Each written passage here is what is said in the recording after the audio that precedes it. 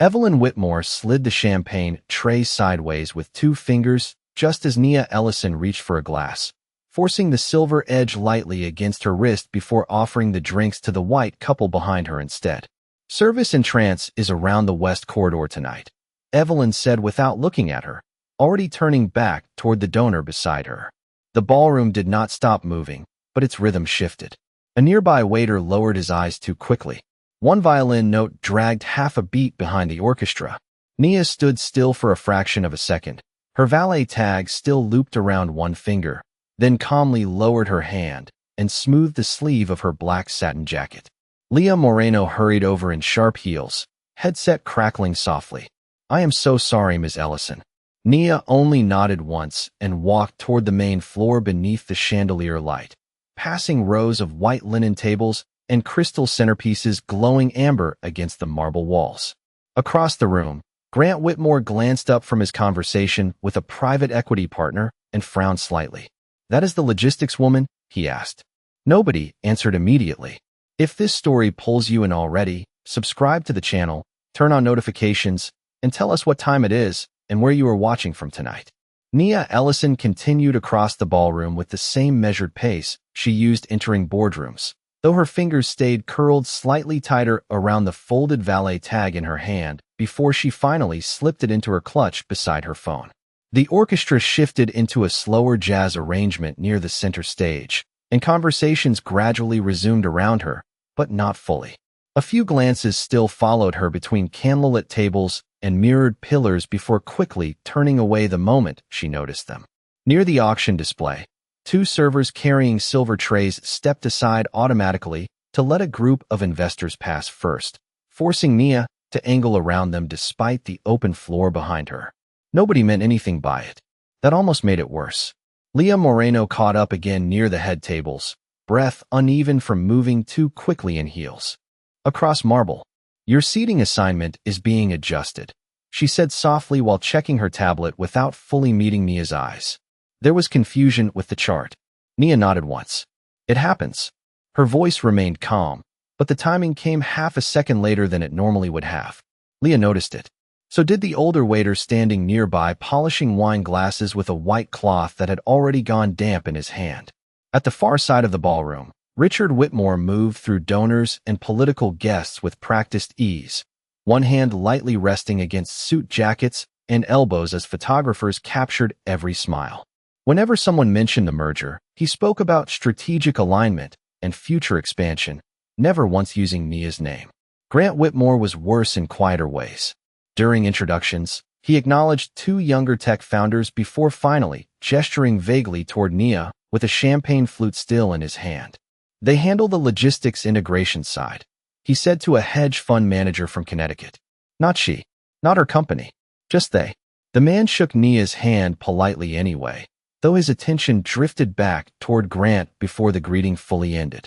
Nia withdrew her hand smoothly and adjusted the cuff of her jacket beneath the chandelier light, her thumb pausing briefly over a loose thread near the wrist before flattening it back into place.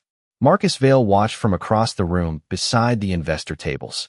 He had loosened his tie slightly sometime during the last 20 minutes, though he probably had not realized he did it. Every now and then his eyes shifted toward Nia as if expecting her to signal something. Leave early, push back, anything. She did none of it. Instead, she stopped beside a long display of architectural models representing the proposed expansion project tied to the merger. Glass towers, shipping routes, digital overlays glowing blue beneath the dim ballroom lighting. A young analyst approached her carefully with 2 tablets tucked against his chest. "Excuse me, ma'am," he said, lowering his voice instinctively. "Could you point me toward the Whitmore operations team?" Nia looked at him. For one quiet second too long before answering. "You were looking at them." Color rose immediately into the analyst's face. He apologized quickly and stepped back, almost bumping into a passing server. Nia gave him a small nod that ended the moment before it could stretch further. Still, after he walked away, she remained standing there beside the glowing display a little longer than necessary, watching tiny animated cargo ships move silently across artificial oceans beneath the glass. The ballroom grew warmer as more donors and investors filtered inside from the terrace, carrying the scent of rain and cold air on dark wool coats that attendants quickly disappeared into storage racks near the entrance. Beneath the chandeliers, servers moved carefully between tables with polished trays balanced shoulder-high, their pace subtly changing whenever Richard Whitmore crossed the room. Conversations opened wider around him. Chairs shifted back sooner. Laughter arrived faster. Nia noticed all of it without appearing to look directly at any of it. She had relocated toward the quieter side of the gala near the floor-to-ceiling windows overlooking Park Avenue, where reflections from passing headlights drifted across the glass like slow-moving water. From there she could see almost the entire ballroom through layers of crystal, candlelight, and mirrored columns. She also noticed how often people glanced toward her before lowering their voices. Not openly, never long enough to become obvious, just enough to leave a faint drag on every interaction afterward. A server approached with sparkling water, then hesitated for a brief second when another guest stepped beside Nia at the same moment. The glass angled instinctively toward the older white couple first. By the time the server corrected himself, Nia had already reached for a linen napkin instead, saving him the awkward adjustment. "Thank you," she said softly anyway. The young man nodded too quickly and moved on.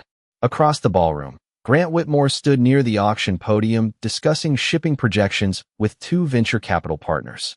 Every few minutes he scanned the room automatically while speaking, the way men did, when they were used to owning every environment they entered.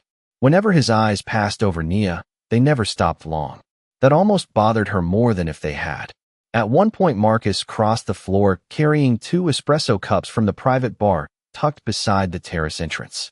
He handed one toward Nia, but she reached a fraction too late, her fingers brushing only the heat from the paper sleeve before correcting herself and taking it properly. Marcus pretended not to notice. "You have not eaten anything," he said quietly. Nia glanced toward the untouched salmon and microgreens resting at her assigned table. Someone had removed her printed name card sometime during the last half hour. Only the small metal holder remained between folded napkins and wine glasses. "I am fine," she replied. The answer came smoothly this time, though she still held the espresso without drinking it. Nearby, a group of junior executives drifted toward the architectural display where Nia had been standing earlier. One of them lowered his voice while glancing in her direction, and the others gave restrained smiles that disappeared the moment she looked over. None of it was dramatic enough to confront. That was the problem. Everything remained polished, civilized, easy to deny. A quartet near the stage transitioned into a slower arrangement, cello notes stretching low across the ballroom, while auction staff rolled silent carts of champagne flutes toward the back corridor. Nia finally took a sip of espresso, though it had already cooled slightly. The bitterness lingered longer than expected.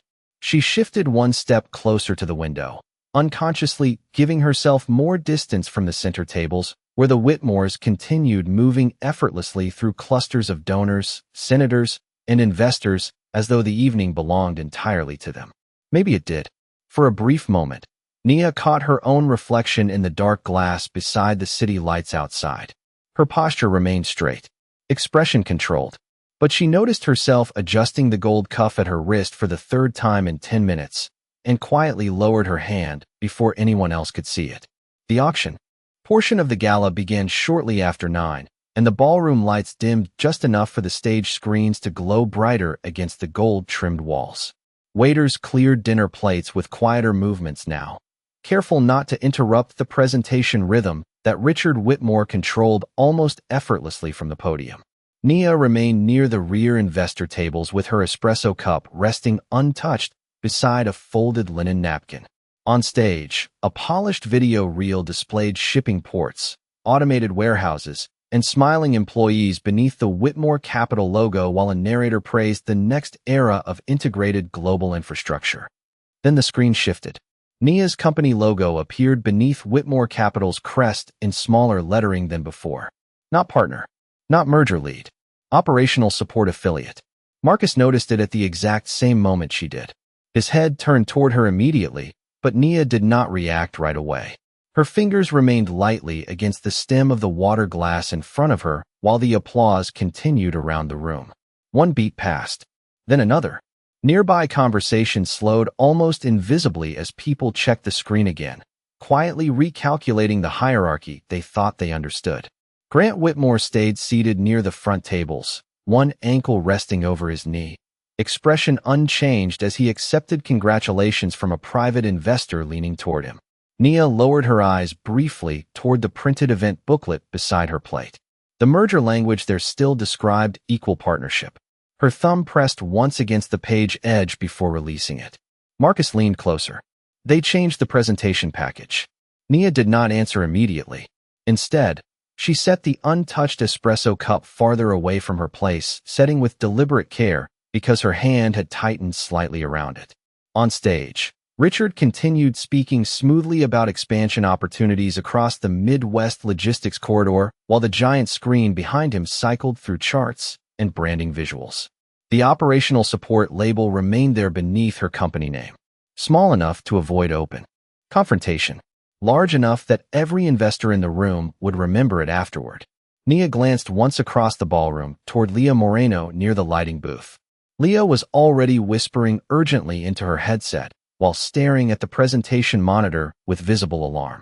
For a moment, Nia looked down at the floor instead, the chandelier light scattering softly across polished marble beneath her heels.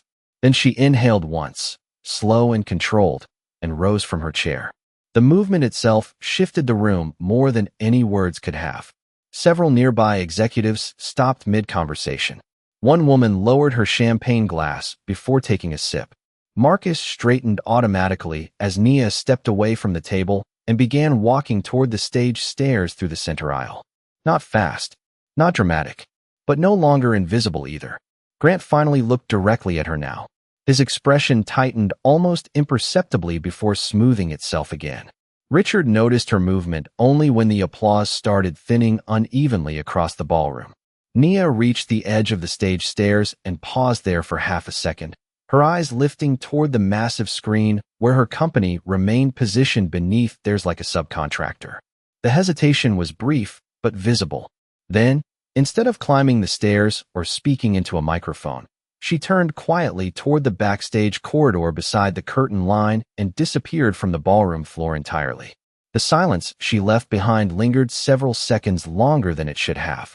The backstage corridor behind the ballroom felt 10 degrees colder than the gala floor, the polished noise of the auction fading into muffled bass through thick black curtains and service doors lined with stainless steel push bars.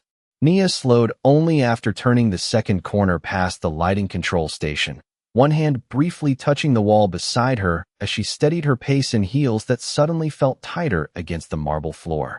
Event staff moved around her carrying folded easels, backup floral arrangements, and trays of untouched desserts, but the rhythm shifted the moment they recognized her. Face from the presentation screen. Conversations lowered. Footsteps adjusted course. Nobody blocked her path, yet nobody fully relaxed around her either. Leah Moreno appeared from the opposite hallway, clutching a tablet against her chest hard enough to bend the corner of the event schedule tucked underneath it. "Nia," she called softly, then corrected herself almost immediately. "Ms. Ellison." Nia stopped walking but did not fully turn around yet. Leah hesitated before speaking again, eyes flicking toward the ballroom entrance behind them where applause had started again, thinner now, less certain. The slide package was approved by Whitmore Capital an hour before the presentation. "I did not know they changed your designation." Nia finally faced her. "I know." Her voice remained level, though she pressed her thumb once against the side seam of her clutch before releasing it. Leah looked like she wanted to say more, but glanced suddenly toward the ballroom entrance as Richard Whitmore stepped through the curtain line with Grant close behind him. The atmosphere tightened instantly without either man raising his voice. Richard adjusted the cuff of his tuxedo calmly, while surveying the corridor with the same composed expression he used greeting senators and donors minutes earlier.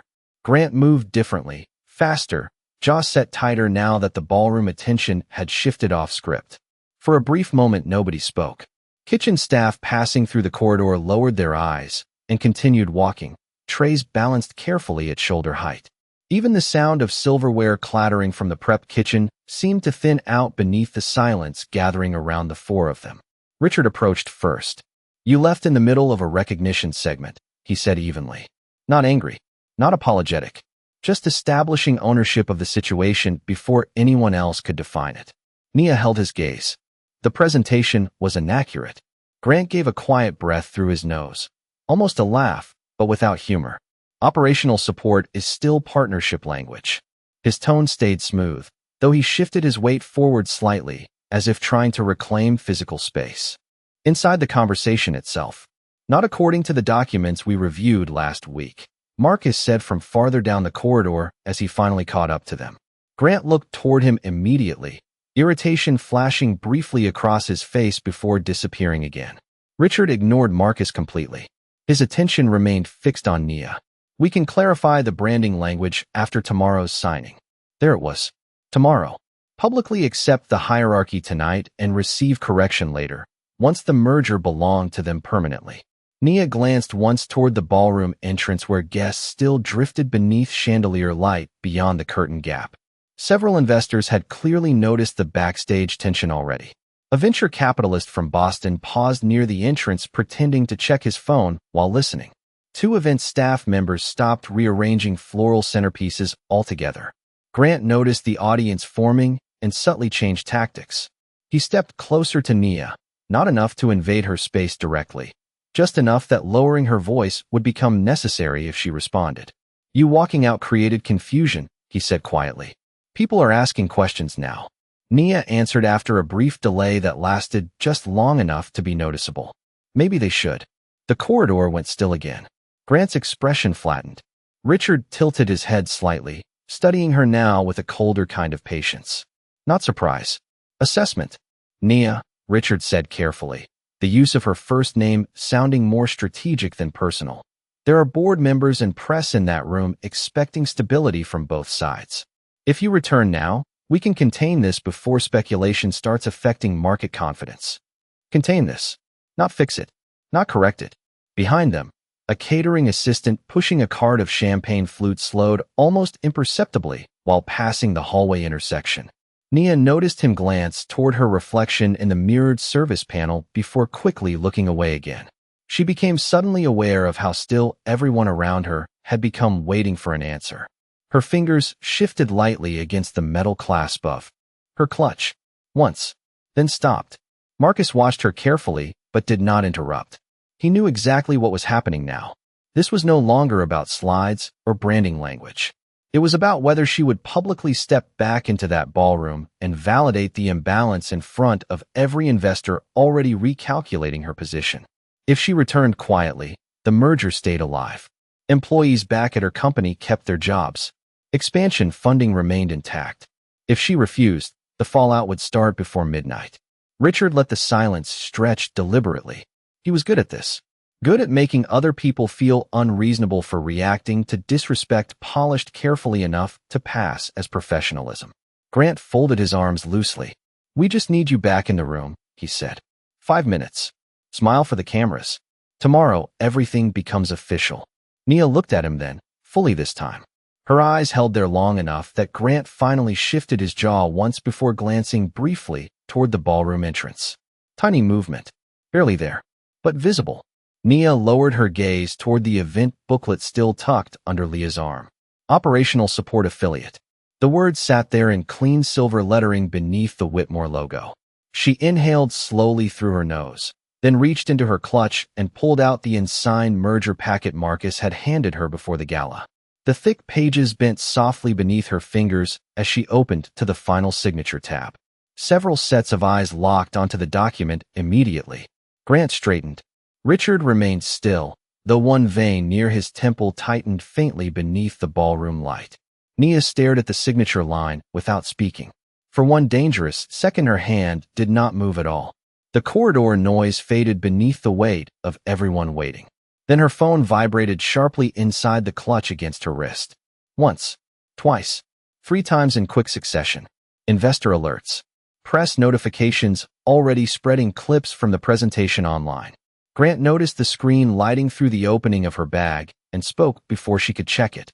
If this drags into tomorrow morning, analysts will assume instability. Another beat of silence. Nia finally lifted the pen from inside the folder, but instead of placing it against the signature line immediately, she paused again, eyes unfocused for the briefest moment, as though recalculating something invisible inside the noise and pressure surrounding her. Then, without warning, the ballroom applause erupted loudly through the curtain line as Richard's name was announced again on stage. The sound rolled into the corridor like a wave, swallowing the silence whole, while every person standing there waited to see whether Nia Ellison would sign.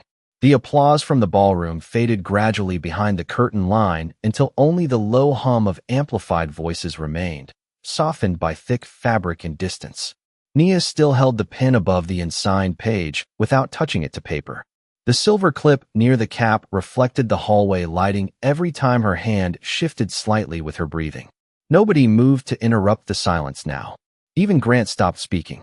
Somewhere farther down the service corridor, an industrial dishwasher released a burst of steam with a sharp hiss before settling back into mechanical rhythm.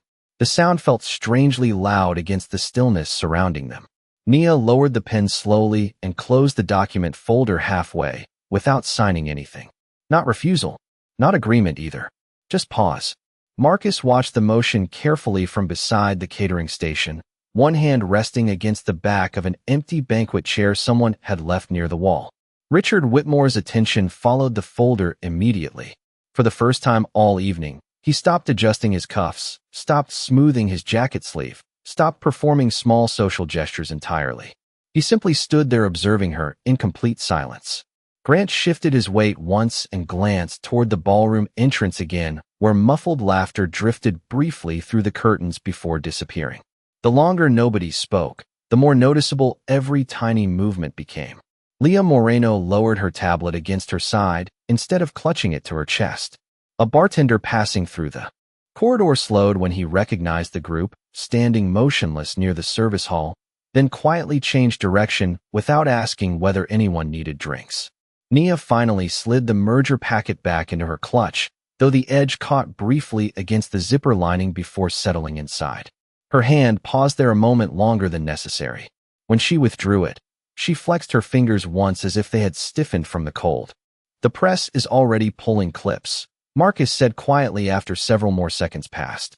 He did not look at Richard or Grant while speaking. Only Nia. She nodded faintly, but did not reach for her phone this time. She already knew. Across the hallway, a narrow service door opened as two kitchen employees carried out stacked silver warming trays that smelled faintly of rosemary and butter. Both men immediately lowered their conversation when they noticed Richard Whitmore standing there. One offered a polite nod. The other kept his eyes on the floor until they passed completely through the corridor. Richard noticed that too. His gaze lingered toward the ballroom entrance afterward, thoughtful but unchanged. Still controlled. Still expecting the situation to bend back toward him eventually. "We are losing time," Grant said at last, though his voice came quieter now, almost restrained by the weight of the waiting around them. Nia looked toward him slowly. Not challenging, just measuring. The exhaustion around her eyes showed more clearly beneath the colder hallway lighting than it had under the ballroom chandeliers. She rolled one shoulder subtly beneath her jacket, as if trying to release tension she could no longer fully hide. Then she stepped away from the wall for the first time since leaving the ballroom floor and moved toward the narrow loading dock exit at the end of the corridor where faint rain sounds drifted through the metal door seams. Nobody stopped her. Nobody followed immediately either. Outside, the city air carried the sharp scent of wet concrete and car exhaust rising from the avenue below. Rain tapped steadily against stacked delivery crates beside the alley while red brake lights smeared softly across. Puddles near the curb. Nia stood beneath a narrow security light just beyond the doorway, one hand resting lightly against the railing overlooking the loading ramp. Inside the corridor behind her, the others remained visible through the cracked service door. Richard stood exactly where she had left him. Grant paced 2 slow steps before stopping again. Leah whispered something into her headset, though no one answered immediately. Nia removed one gold earring carefully. Not because she intended to take it off completely, but because the clasp had loosened during the last hour and her fingers needed 2 attempts to fasten it properly again. Halfway through the motion, she stopped and lowered her hands instead, staring briefly at the rain collecting along the edge of the loading ramp below. For several seconds, she looked completely separate from the gala happening 30 feet away behind concrete walls and velvet curtains. Then her phone vibrated once more inside her clutch. This time she finally took it out. The screen glow reflected faintly against her face, while rainwater ticked steadily against metal around her. One headline notification remained frozen at the top of the screen longer than the others. Whitmore Capital announces strategic operational integration. No mention of partnership. No signed agreement. Just assumption already moving faster than truth. Nia stared at the headline for another second, then tapped the article open while rainwater dripped steadily from the edge of the loading dock roof beside her.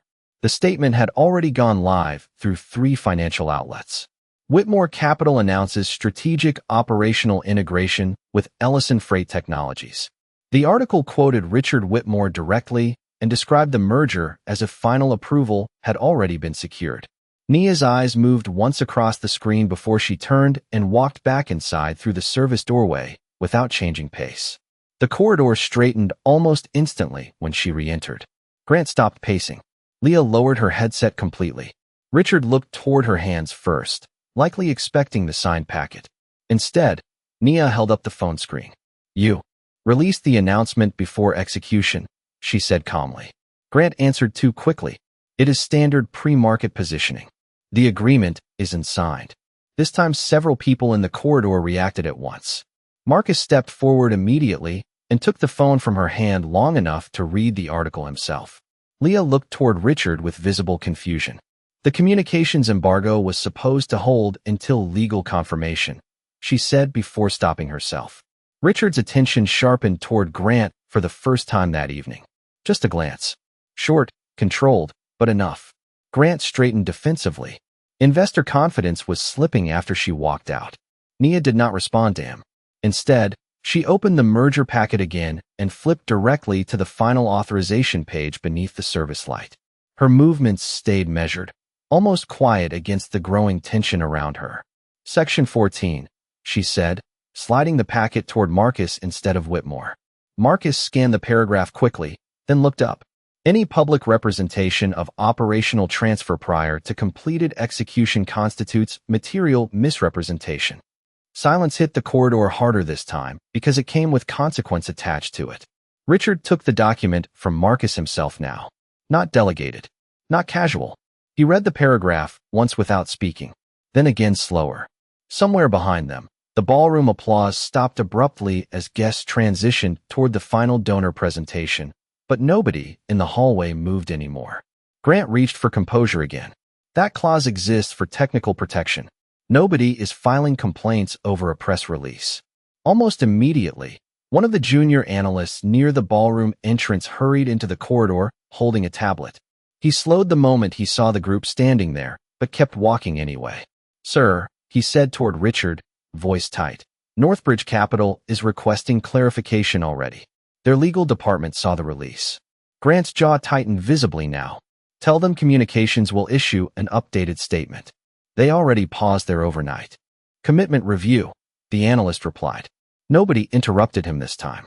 Richard lowered the contract pages very slowly. For the first time all evening, he no longer looked like the man controlling the room. Not fully. The shift was small but unmistakable. His next breath came later than expected. Behind him, Leah finally understood the significance of the altered presentation slide from earlier. Her eyes moved from the unsigned contract to the article on Nia's phone screen, and then toward the ballroom beyond the curtain where investors still believed the deal was complete. The operational support affiliate branding no longer looked cosmetic. It looked deliberate. Grant noticed the attention changing around him now. Staff who previously avoided eye contact were suddenly watching directly. The junior analyst remained standing in place awaiting instructions instead of disappearing quietly back into the ballroom. Even Marcus no longer looked defensive. He looked prepared.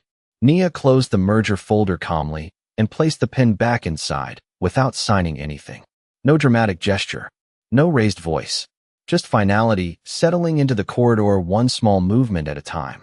Richard looked toward her again, but the pause before he spoke revealed something new now. Uncertainty.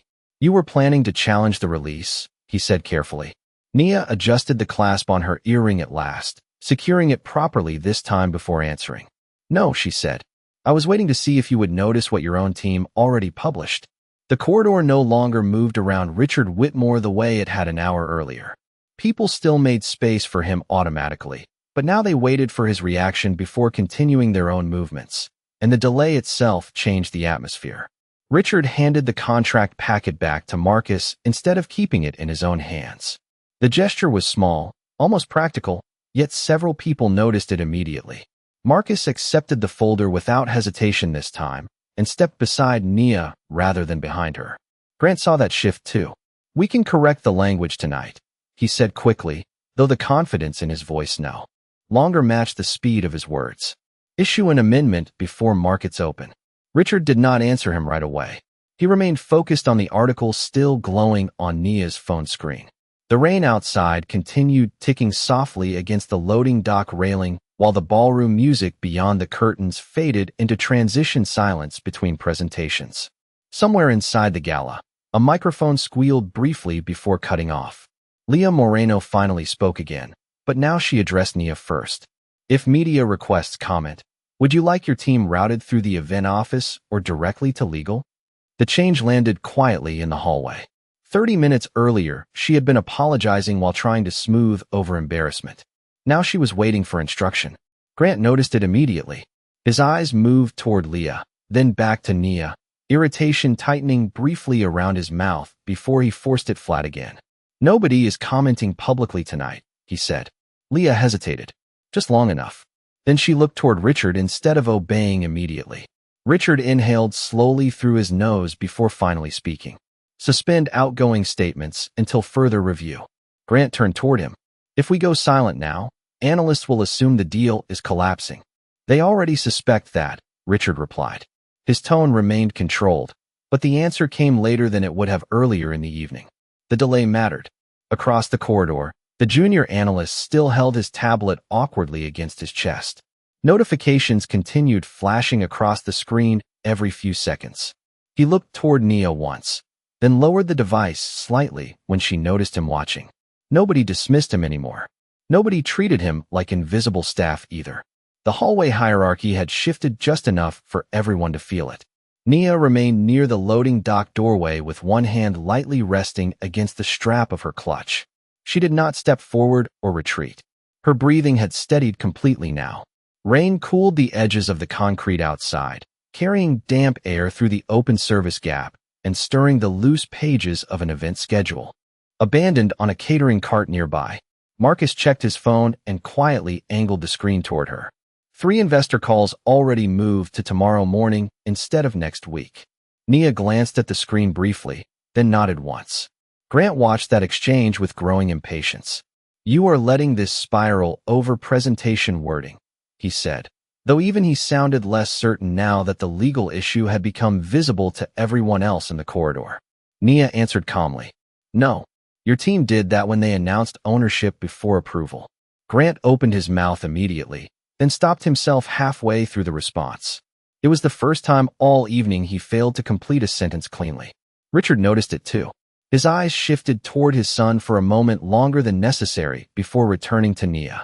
The older man adjusted his tuxedo jacket again, but the movement lacked the polished rhythm it carried earlier in the ballroom. He smoothed the fabric twice along the sleeve before letting his hand drop. Behind the curtain entrance, several guests had clearly become aware that something larger was happening backstage.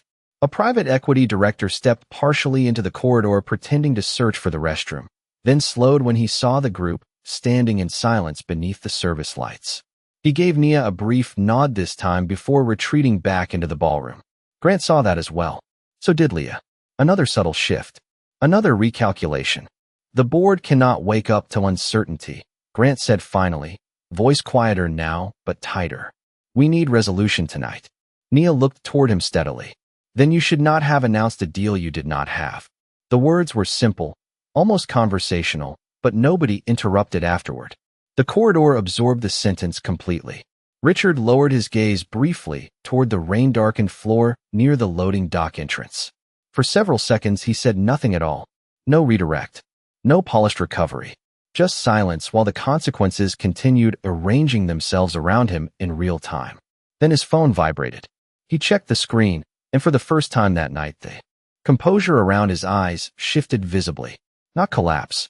Not panic, just a clear interruption in control. He turned the phone slightly away from the others, but Marcus caught enough of the notification headline reflected in the screen glass to understand. Northbridge Capital had frozen their overnight financing position pending clarification of merger authority. Richard locked the screen immediately afterward, though the damage was already visible in the corridor. Grant's shoulders stiffened. Leah looked down at her tablet instead of at either Whitmore now. Even the junior analyst subtly stepped farther away from Grant than before, repositioning himself closer to the ballroom entrance beside Marcus. Nia remained exactly where she was, framed by the open service doorway and the sound of rain beyond it, while the balance inside the corridor continued shifting inch by inch around her. Richard Whitmore looked at the locked phone screen in his hand for several more seconds before slipping it slowly into his jacket pocket. The corridor remained quiet except for the muted rain outside and the distant clink of glassware returning to motion inside the ballroom. Then, without announcing it, he turned toward Leah Moreno. "Pull the presentation reel," he said. His voice stayed controlled, but the decision landed heavily in the stillness around them. Leah blinked once, then nodded immediately into her headset. Within seconds, the giant ballroom screens visible through the curtain gap flickered away from the Whitmore merger graphics and returned to the Charity Foundation logo instead. Conversations inside the gala shifted again as confused guests glanced upward. Richard faced the junior analyst next. "Suspend all overnight release distribution. No further statements until legal review is complete."